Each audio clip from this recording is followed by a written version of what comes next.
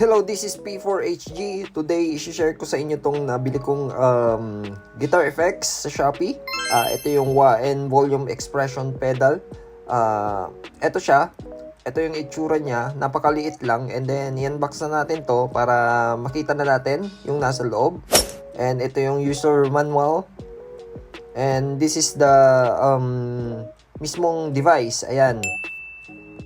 Kita naman natin mga ka-P4HG, sobrang cute lang nito or ang liit lang nitong wah or volume expression pedal natin. And this is the 9 volts input, and then yung input niya mismo papuntang gitara. And then bagay na bagay siya sa ating Tank G. Testing na natin to mga ka-P4HG. Let's go! Okay, so prepare ko lang itong mga connections natin mga ka-P4HG. Unahin ko na itong 9 volts input na ilalagay ko dito sa wah and volume expression pedal natin. Ayan, so pag red, yan yung wah effect. And then ito, pag green, ito yung volume expression. And then syempre, output, papuntang input ni Tank G. Ayan, mga ka-P4HG.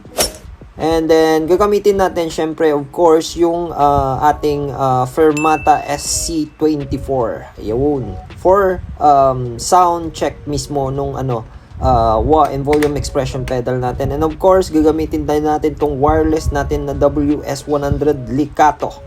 And syempre, may headset tayo na gagamitin para marinig natin yung sound, mga ka-P4HG. Connect na lang natin to sa mismong headset connector ng ating Tank G. And ito yung papunta naman sa cellphone natin. Ito yung magre-record kapag nag-video na tayo. Then, testing na natin mga ka-P4HG. So, ito yung zero volume. And ito naman yung in effect yung volume expression natin. So, pag pinisa ko to and then naging red yung light, ito na yung wah effect natin mga ka-P4HG.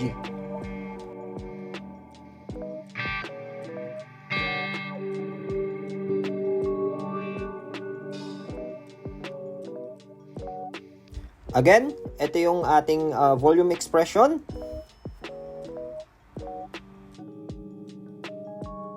And ito na yung wah effect natin mga ka-P4HG pag nag-red na yung light. Okay, so kung gusto mo ng ganito mga ka-P4HG, ilalagay ko yung link sa description below. Check mo na lang yun and God bless. Yun lang, bye-bye.